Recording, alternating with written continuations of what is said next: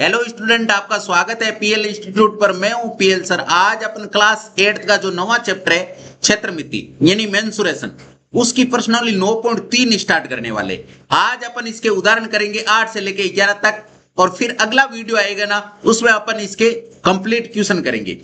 तो अभी तक आपने वीडियो को लाइक शेयर एंड चैनल को सब्सक्राइब नहीं किया तो फटाफट ये काम करके साथ में जो बेल नोटिफिकेशन है उसे भी ऑन कर दीजिए, ताकि हर वीडियो का नोटिफिकेशन आपको टाइम से मिल सके। अब अपन चलते हैं इसके उदाहरणों की ओर। देखिए 8वां उदाहरण क्या कह रहा है। हमने 9.2 के अंदर घन, घनाभ और बेलन इनके बारे में जाना था, और उसका पृष्ठीय और संपूर्ण पृष्ठीय क्षेत्रफल के बारे में जाना था। इसमें देखिए एक ऐसे घनाभ की ऊंचाई याद कीजिए जिसका आयतन 275 घन सेमी। अब आयतन का मतलब क्या होता है? पृष्ठीय क्षेत्रफल का तो मतलब होता है कि इसमें कितना मेटेरियल लगा है। जैसे मान लीजिए एक कमरा है, कमरे में कितना मेटेरियल लगा है, यानी कितनी ईंटें लगी है या कितनी टाइलें लगी है या कितना कलर होगा, ये सारी चीजें उसके संपूर्ण पृष्ठीय या पृष्ठीय या वक्र पृष्ठीय क्षेत्रफल में आता है। लेकिन आयतन का मतलब होता है कि उसके अंदर माल कितना भरा गया। जैसे मान लीजिए किसी कमरे के अंदर हवा भरी गई है, या पानी का कुंड है जिसके अंदर पानी भरा गया है। अंदर कोई भी चीज अपन भरते हैं ना, जैसे मान लीजिए कोई टायर है, टायर के अंदर अपन हवा भरते हैं, या गैस टंकी है, गैस टंकी के अंदर गैस भरते हैं, तो उसको आयतन बोला जाता है। और आयतन हमेशा ही घन में मापा जाता है। क्षेत्रफल हमेशा वर्ग में मापा जाता है, आयतन हमेशा घन में मापा जाता है। तो ये क्या कह रहा है कि एक ऐसे घनाभ की ऊंचाई याद करनी है। हमें घनाभ की क्या ऊंचाई करनी है?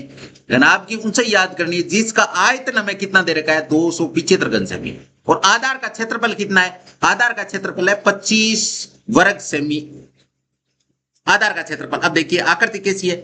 सबसे पहले अपन आकृति बनाते हैं।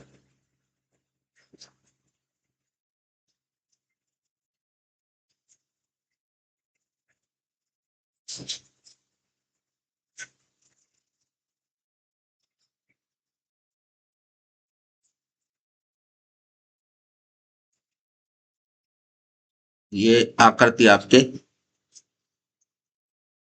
ऐसी है, ठीक है।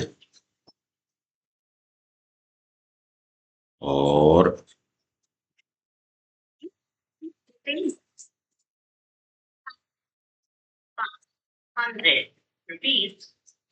ये देखो,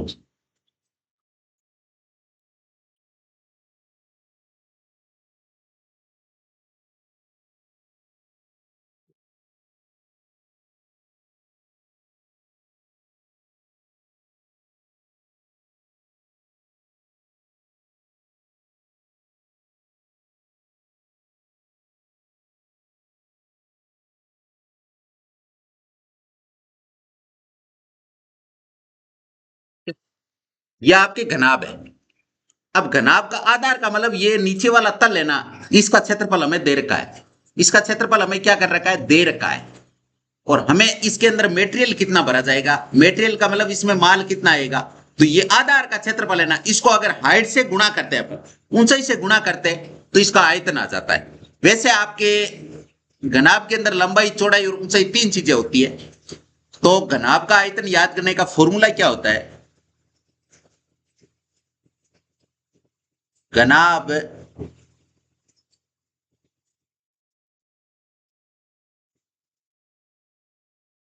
घनाभ का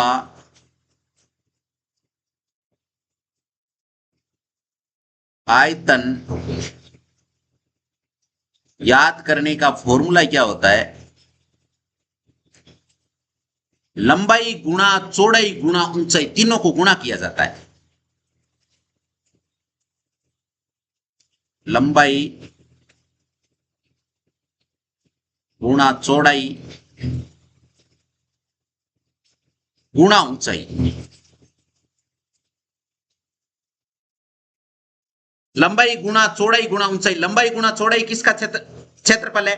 यह आपके आयत का क्षेत्रफल है। यह आयत का क्षेत्रफल है, और इसको ऊंचाई से गुणा कर दिया तो यह आपके उसका आयतन बन गया। जैसे ये नीचे वाला आधार है ना, यह आपके एक आयताकार है, इस आयत का क्षेत्रफल हो गया, इसको ऊंचाई से गुणा कर दिया, यानी जो ऊंचाई से गुणा किया, ऊंचाई 1 सेमी है तो 1 आयत आ गया। फिर 2 आयत, फिर 3, जितनी आयत है उतने आयत बनते गए, आयत के ऊपर आयत रखा गया ना, इस प्रकार। ये अगर आयत के ऊपर आयत रखा गया है और जो ही आयत के ऊपर आयत रखा तो हमारा क्या बन चुका है, घना, घना बन चुका है। तो इसका क्षेत्रफल याद करने का ये फॉर्मूला होता है, ये लिखो या फिर ये लिख सकते हैं। इसका मतलब क्या होता है कि ये आपके आधार का क्षेत्रफल है, ये घनाभ के आधार का क्षेत्रफल है। तो यहां से लिखेंगे, क्या लिखेंगे कि घनाभ के आधार का क्षेत्रफल इनटू ऊंचाई, इसको ऊंचाई से गुणा किया गया है। तो आधार का क्षेत्रफल हमें दे रखा है, ऊंचाई हमें याद करनी है। तो यहां से देखिए, यहां से घनाभ का आयतन हमें दे रखा है, तो यहां से लिखेंगे प्रश्नानुसार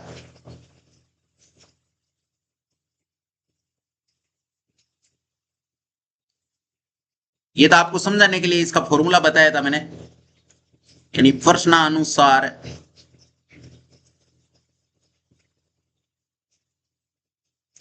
घनाभ का आयतन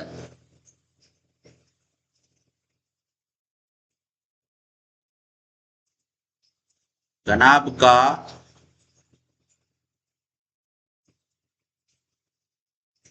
आयतन, घनाभ का आयतन कितना दे रखा है, 275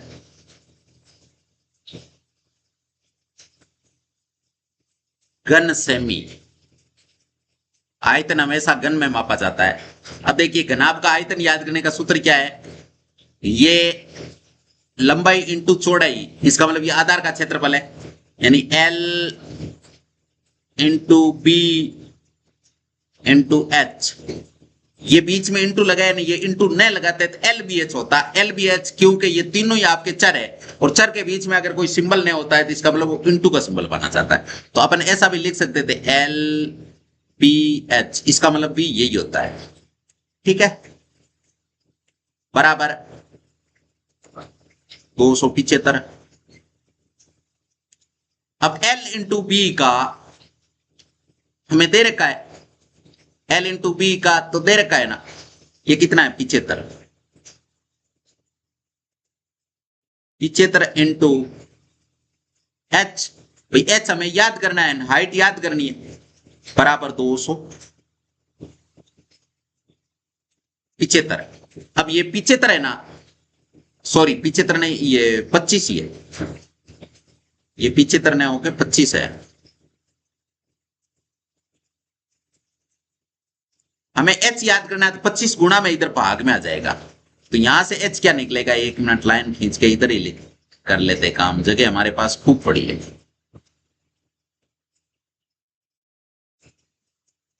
जगह हमारे पास खूब पड़ी है, काम करते हैं,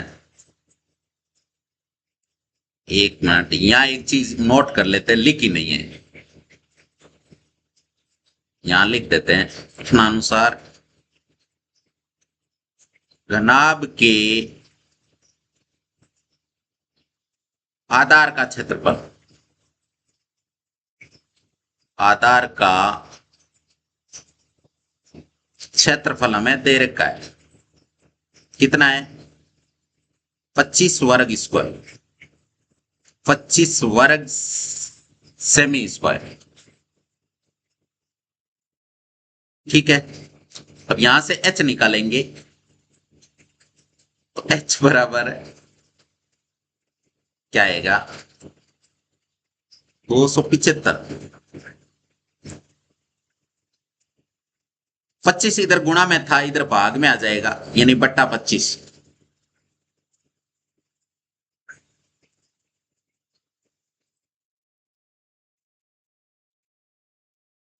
बट्टा 25। जो ही 25 का भाग देंगे तो आंसर क्या आ जाएगा, H बराबर आ जाएगा 25 10 का 250 होता है, 25 11 का 275 होता है, यानी हाइट आ गई आपके 11 सेमी। तो हमें यही तो याद करनी थी, तो लिखेंगे आते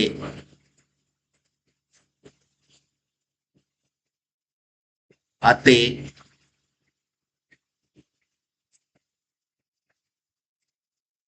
घनाभ की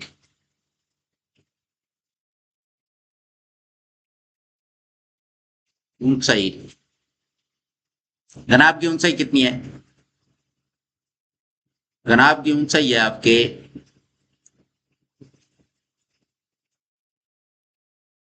11 सेमी। कितनी है? 11 सेमी। ये इसका फाइनल आंसर हो चुका है। ये इसका क्या हो चुका है? Final answer. अभी इसका कर देते हैं कलर चेंज। ये ठीक है। अब है आपके नौवां उदाहरण। नौवां उदाहरण क्या है कि घनाभाकार गोदाम, किस प्रकार का गोदाम है? घनाभ के आकार का गोदाम है, जिसका माप दे रखा आपको 60 metre into 40 metre into 30 metre. इसका मतलब क्या है? 60 क्या है? लंबाई। 40 क्या है? चौड़ाई। 30 क्या है? ऊंचाई। 60 40 30 ये इसका माप है। अंदर कितने घनाभाकार डिब्बे रखे जा सकते हैं? इसके अंदर छोटे छोटे घनाभाकार डब्बे रखने हैं, जिनका आयतन कितना? एक डिब्बे का आयतन कितना है? 0.8 घन मीटर। तो यहां से देखिए, अगर इस प्रकार का अंदर क्या रखना है तो आयतन ही निकाला जाएगा। तो सबसे पहले यहां से लिखेंगे प्रश्नानुसार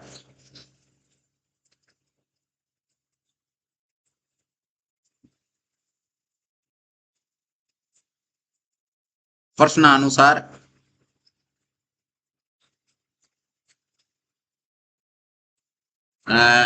घनाभ की लंबाई, घनाभाकार गोदाम की लंबाई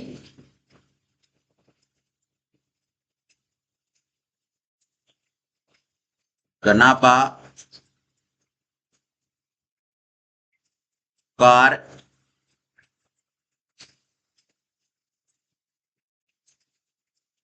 गोदाम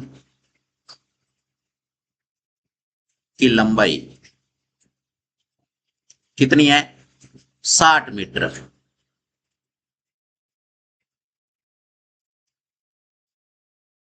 ठीक है।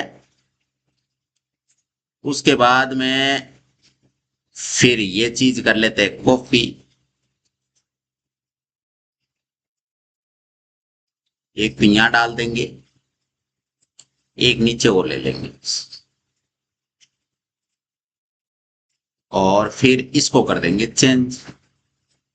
लंबाई की जगह चौड़ाई कर देंगे। चौड़ाई कितनी है? चौड़ाई आपकी 40 मीटर।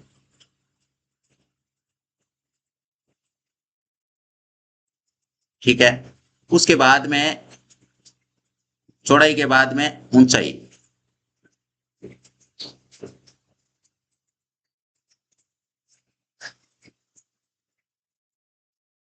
ऊंचाई ऊंचाई कितनी है? 30 मीटर। 30 मीटर। अब हमें क्या याद करना है? घनाभ का आयतन याद करना है। तो यहां से लिखेंगे घनाभाकार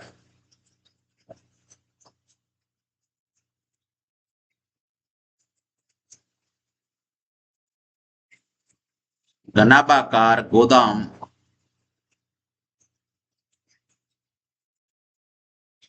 का आयतन, जो क्या होता है? लंबाई गुणा चौड़ाई गुणा ऊंचाई। लंबाई गुणा चौड़ाई गुणा ऊंचाई। रखो मान। लंबाई कितनी है? 60 गुणा 40 गुणा 30। और वैसे ये आयतन के फॉर्मेट में ही दे रखा है 30। अब करो इनका गुणनफल। तो इनका गुणनफल करेंगे तो एक बार जीरो को तो छोड़ दो, लास्ट में उतार देंगे 3 जीरो। 1 जीरो 2 जीरो 3 जीरो है। संख्या संख्या का गुणा कर लो। 6 चौक 24। 24 को 3 से गुणा करते हैं, 24 3 72 है। पीछे 3 जीरो आ जाएगा, यानी 72,000 घन मीटर।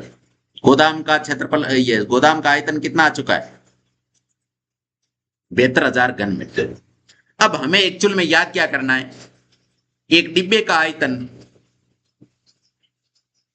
ये तो हो गया गोदाम का आयतन, और यहां से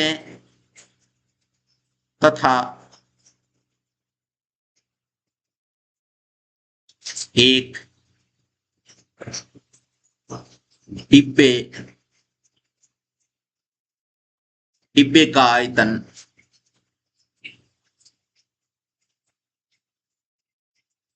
डिब्बे का आयतन कितना है? डिब्बे का आयतन है आपके 0.8 घन मीटर। ये डिब्बे का आयतन है, ठीक है।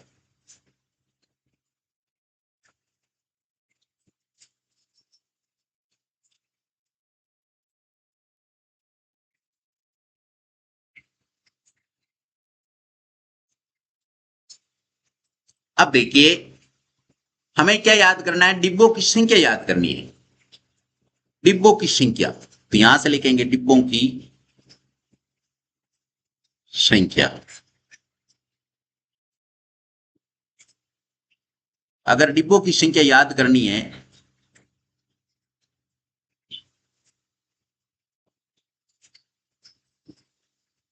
उसका फॉर्मूला क्या होगा? उसका फॉर्मूला बन जाएगा कि घनाभागार गोदाम का आयतन बटा एक डिब्बे का आयतन। यहां से लिखेंगे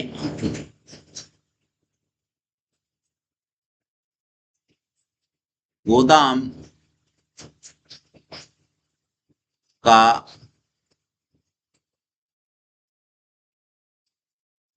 आयतन, या पूरा ही लिख दो, घनाभागार डिब्बे का ये गोदाम का आयतन आ तो जाएगा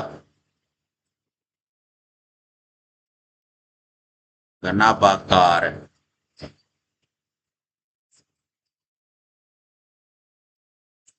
गोदाम का आयतन बटा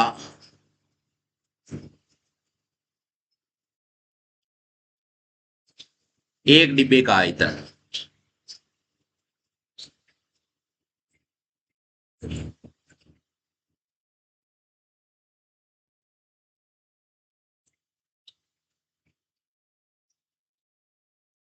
एक डिब्बे का आयतन रखो। तो घनाभागार गोदाम का आयतन कितना है? 72,000 बटा एक डिब्बे का आयतन कितना है? 0.8। जो ये पॉइंट हटाएंगे ऊपर जीरो और लग जाएगा। ऊपर क्या लग जाएगा? जीरो। तो ये क्या हो जाएगा? यहां से आ जाएगा, या फिर एक काम करते हैं, यही कर लेते हैं, ये तो नहीं, यही करते हैं। 72,000, जो ही पॉइंट हटाएंगे तो ऊपर एक जीरो लगेगा, यानी ये हो जाएगा आपके 7,20,000 बटा 8 हो जाएगा। पॉइंट हट चुका है, पॉइंट हट चुका है, 8 है। अब 8 की टेबल से इसको काटेंगे 72 को, तो 9 बार कटेगा। इसका मतलब डिब्बे कितने आ जाएंगे? 90,000 डिब्बे आ जाएंगे इसमें, क्योंकि ये 9 बार कटेगा और पीछे 4 जीरो है ही, तो 90,000, 90,000 डिब्बे उस गोदाम के अंदर रखे जा सकते हैं। लिखेंगे अतः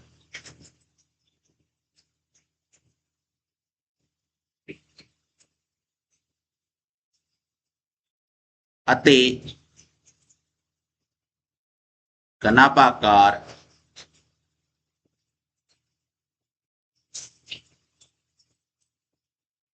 घनाभागार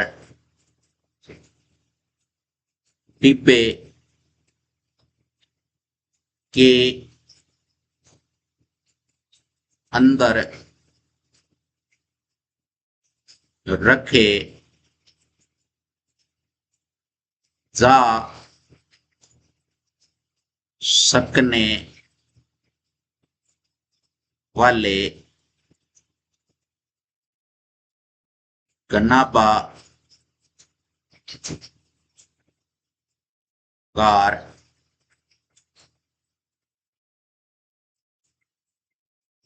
टिप्पों की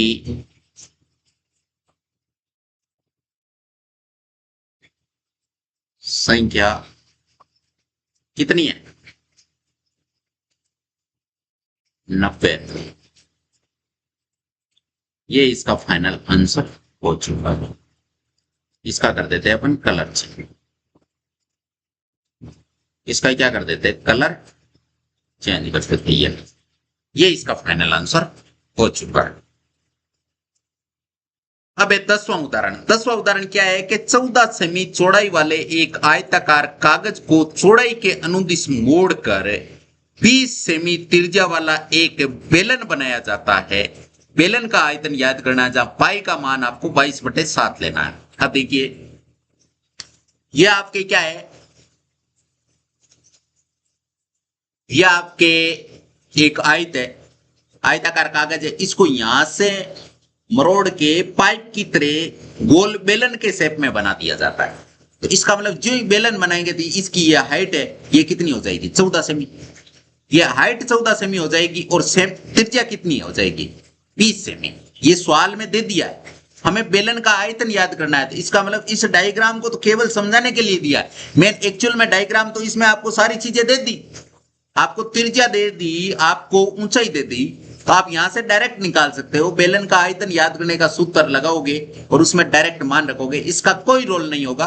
ये तो केवल आपको समझाने के लिए बताया कि पहले आयत था, आयत से हमने क्या बना दिया? बेलन बना दिया। अब देखिए, तो सबसे पहले सवाल के अनुसार अगर आयत की चौड़ाई आपके 14 सेमी थी, वो आपके बेलन की क्या हो चुकी है? बेलन की ऊंचाई हो चुकी है। यानी यहां से लिखेंगे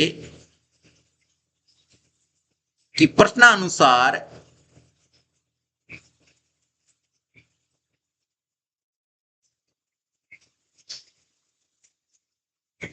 प्रश्नानुसार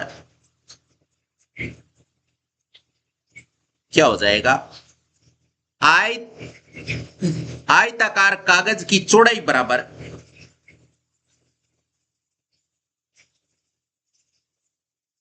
आयताकार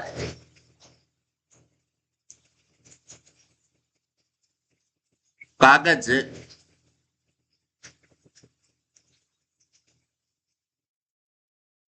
कागज की चौड़ाई बराबर किसके होगी?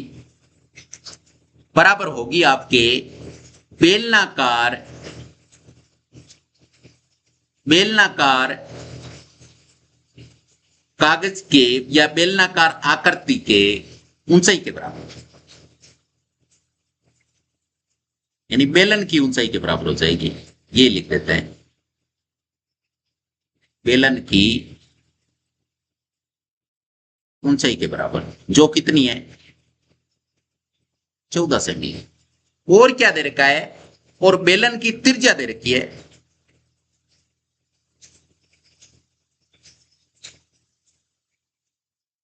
बेलन की क्या दे रखी है?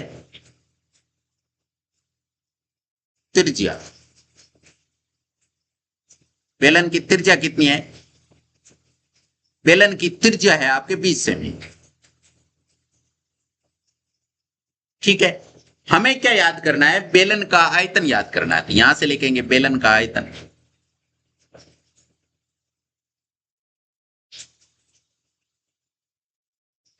अभी तक हमने घनाभ का आयतन सीखा था। वैसे घनाभ का आयतन हमने सीखा था। घन का आयतन तो ऐसा सवाल आया ही नहीं था, आगे क्वेश्चन में कोई आएगा तो वहां सीख लेंगे। अब घनाभ का अगर आयतन आ रहा है तो घन का आयतन तो निकालना बहुत ही इजी है। अब बेलन का आयतन निकालना सीखते हैं। तो बेलन का आयतन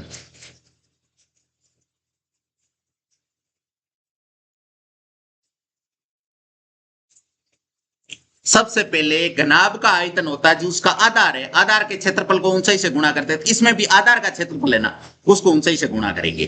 अब आधार का क्षेत्रफल क्या है? इसका आधार है आपके सर्किल आकार, यानी गोल आकार का है। अब गोल आकार का है तो सर्किल है, सर्किल है तो सर्किल को अपन मान लीजिए सर्किल का अगर क्षेत्रफल निकालते हैं तो उसका सूत्र क्या होता है, यानी यहां से लिख देंगे वृत्त का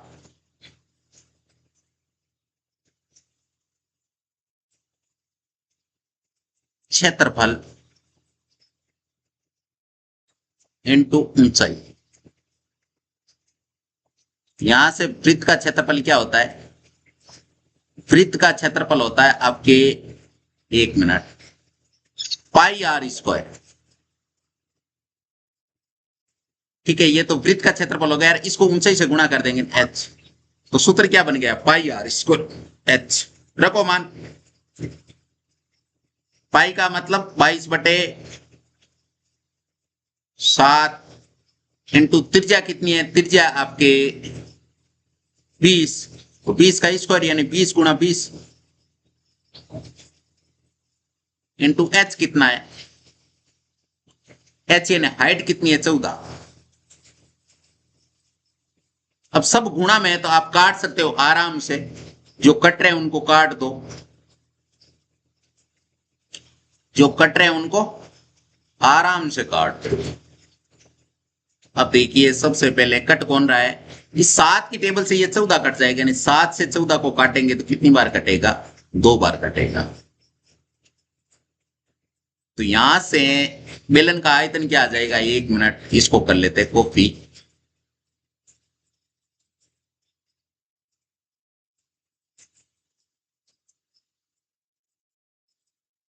अब बचा क्या क्या है? 22 गुणा 20 गुणा 20 गुणा 2, इतना बचा है। तो सबसे पहले इनका करेंगे गुणनफल। तो 22 को 2 से गुणा करेंगे तो 22 दूने 44, और 20 को 20 से गुणा करने पे 400, यानी 44 गुणा 400।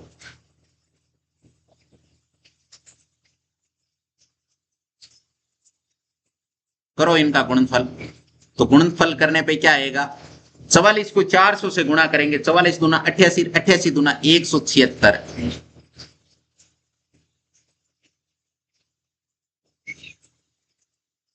100, 1 मिनट, 44 दूने 176,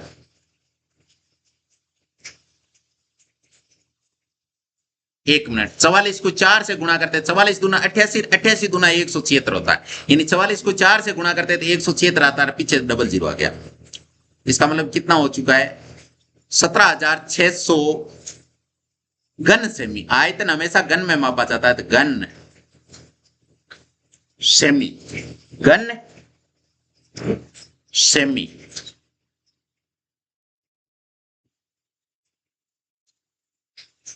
घन सेमी लिखेंगे अतः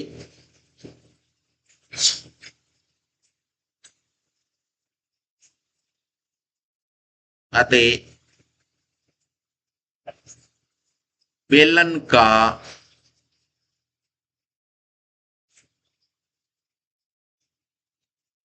आयतन आपके कितना हो चुका है? 17,600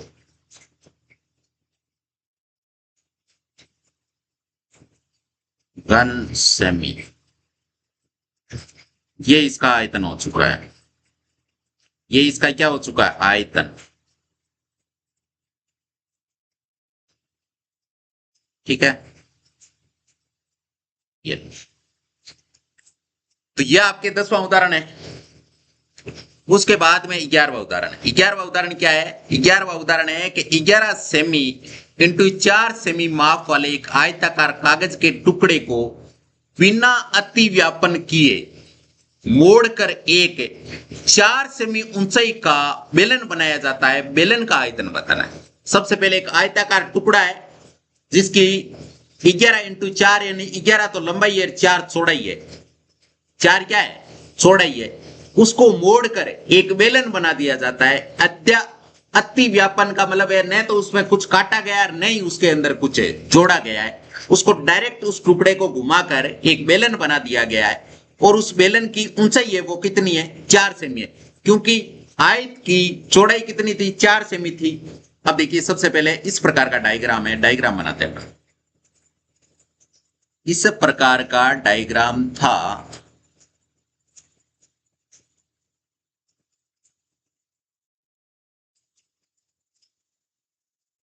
एक मिनट, ये था, ये एक आयत का टुकड़ा था। या फिर ऐसे नहीं लेके ऐसे ले लो। इसको थोड़ा छोटा कर लेते हैं क्योंकि ये लंबाई ज्यादा है। तो ये तो था यहां से लेके यहां तक तो 11 सेमी, और ये थी आपकी 4 सेमी।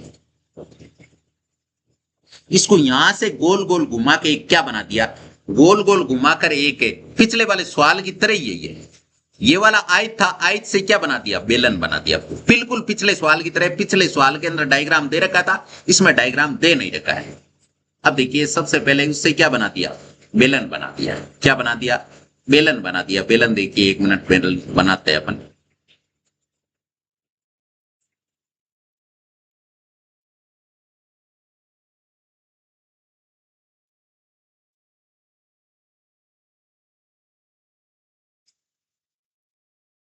एक मिनट,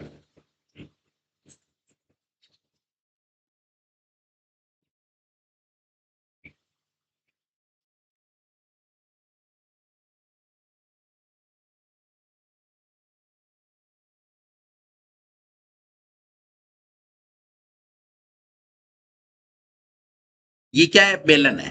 अब देखिए, अब इसकी ये 4 थी ना, ये इसकी 4 ही है। एक मिनट, इसकी हमने, ये बड़ा नहीं है, इसकी हाइट तो उतनी ही रहेगी। तो ये काम करते हैं, अपन इनको बढ़ा लेते हैं। ये बढ़ गया मामला क्योंकि हाइट तो उतनी है।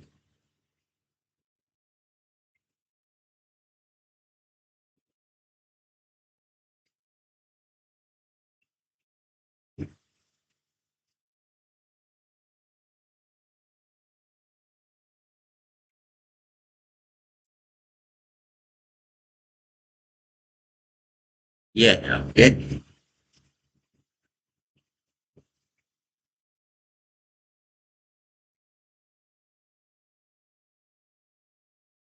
ये जिसकी हाइट कितनी है? 4 सेमी है। ये इसकी चौड़ाई थी, ये इसकी हाइट बन चुकी है, ये 4 सेमी हो गई। और ये पूरा का पूरा क्या बन चुका है? यानी वृत्त की परिधि बन चुकी है। जो 11 सेमी थी वो वृत्त की परिधि बन गई थी। यहां से अपन लिखेंगे प्रश्नानुसार,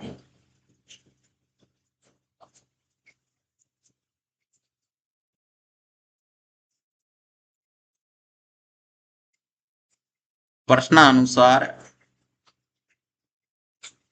आयत की चौड़ाई बराबर बेलन की ऊंचाई।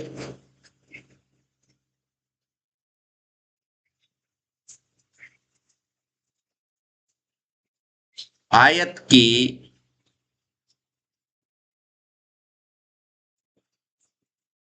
चौड़ाई बराबर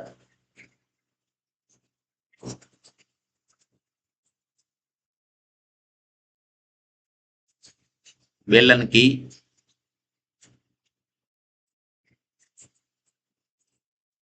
बेलन की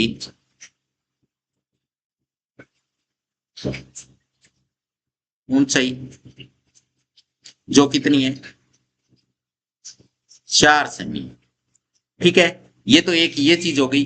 एक आयत की लंबाई बराबर बेलन के आधार की परिधि। यहां से लिखेंगे आयत की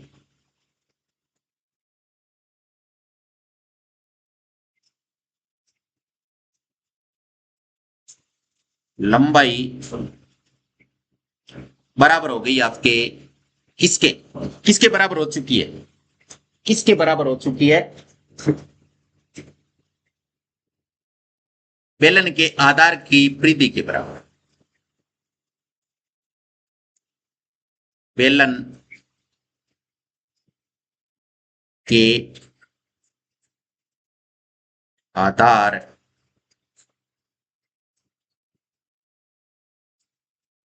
की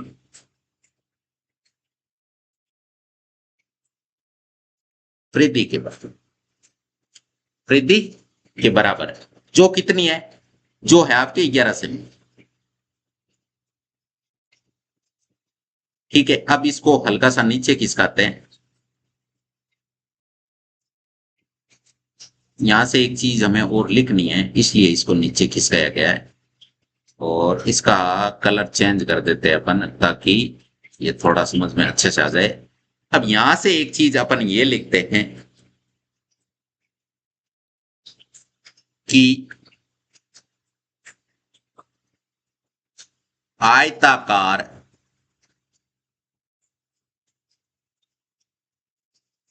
कागज की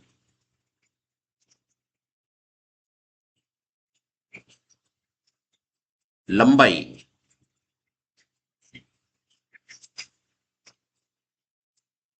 कितनी है, 11 सेमी, और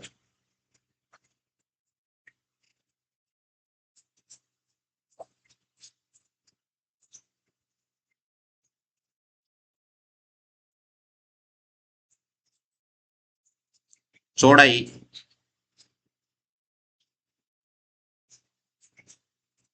चौड़ाई कितनी है, 4 सेमी। ठीक है, ये चीज आ चुकी है।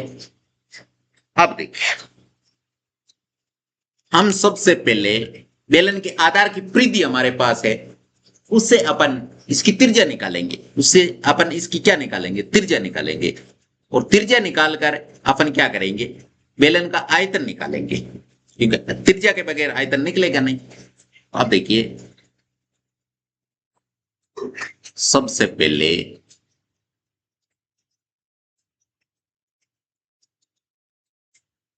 एक काम करते हैं, ये वाला पार्ट है ना, ये वाला, इसको कॉपी करते हैं, इस वाले पार्ट को क्या करते हैं, कॉपी। ये 11 सेमी है। अब बेलन के आधार की परिधि निकालने का सूत्र क्या होगा, 2 पाई आर, जो आपको दे रखा है 11 सेमी। अब यहां से हमें एक्चुअल में आर का मान याद करना है, तो 2 और पाई है ना, पाई का मान यहां से रखोगे तो आंसर पॉइंटों में आएगा, इसलिए एक बार पाई का पाई रख लेते, एक बार पाई का पाई रख लेंगे। तो सबसे पहले देखो 2 पाई है ना, ये आपके भाग में चला जाएगा, हमें यहां से आर याद करना है, तो आर बराबर क्या आ जाएगा, 11/2 पाई। ये इसकी त्रिज्या हो चुकी है। अब हमें क्या याद करना है, बेलन का आयतन याद करना है। बेलन का क्या याद करना है, आयतन। बेलन का आयतन। अब बेलन का आयतन क्या होता है, पिछले वाले सवाल में ही हमने सीखा है कि बेलन का वृत्त का क्षेत्रफल को ऊंचाई से गुणा किया जाता है, नहीं पाई आर स्क्वायर एच। रखो मान, पाई का मान, पाई की जगह पे पाई रखो बस। आर कितना है, आर है आपके 11/2 पाई गुणा 11/2 पाई इंटू एच कितना है, एच है आपके 4।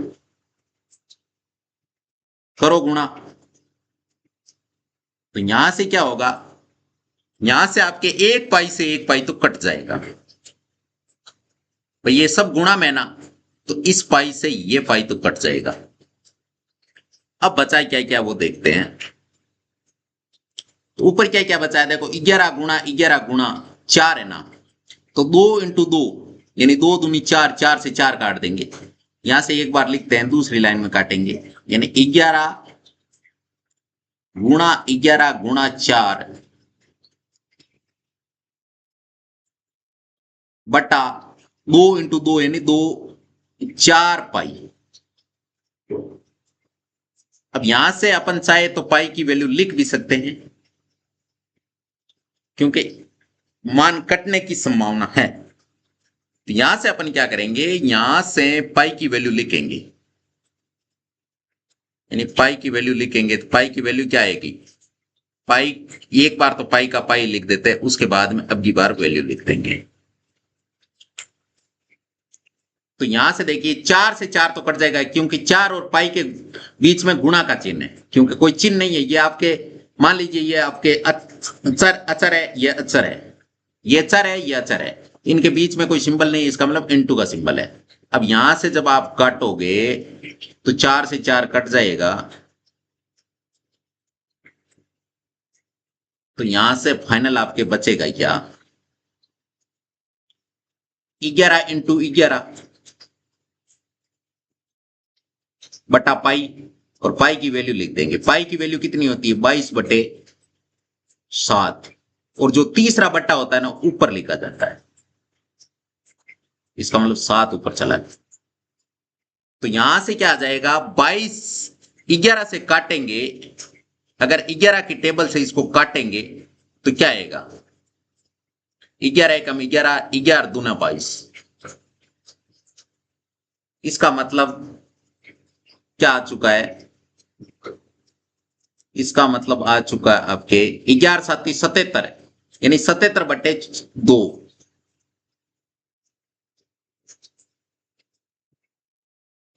Semi cube. ठीक है, अते यहां से लिखेंगे, अते अते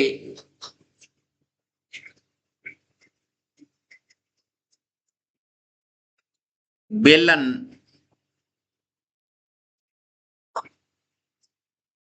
का आयतन, बेलन का आयतन क्या हो चुका है, बेलन का आयतन हो चुका आपके 77/2 यानी 38.5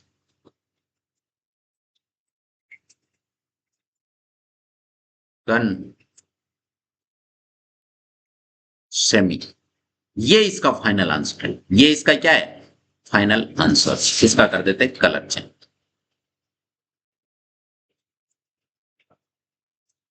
ये इसका कलर चेंज कर दिया, इसका भी कलर चेंज कर देते। आइए देख, ये इनका फाइनल आंसर आ चुका है। हाँ, तो इसी के साथ आज का वीडियो यही एंड करेंगे, क्योंकि इसके हमने उदाहरण कंप्लीट कर लिए हैं। अब नेक्स्ट वीडियो आएगा वो आपकी इसके क्वेश्चनों का आएगा। तो अभी तक आपने वीडियो को लाइक, शेयर एंड चैनल को सब्सक्राइब नहीं किया तो फटाफट ये काम करके साथ में जो बेल आइकन है उसे भी दबा दीजिए, ताकि हर वीडियो का नोटिफिकेशन आपको टाइम से मिल सके। और इस वीडियो के अंदर किसी भी प्रकार का कोई डाउट है तो नीचे आप कमेंट बॉक्स में लिख सकते हो, उसका आपको प्रॉपर सॉल्यूशन दिया जाएगा। तो अब अपन एक नेक्स्ट वीडियो में मिलेंगे, तब तक टेक केयर, बाय बाय, जय हिंद, जय भारत।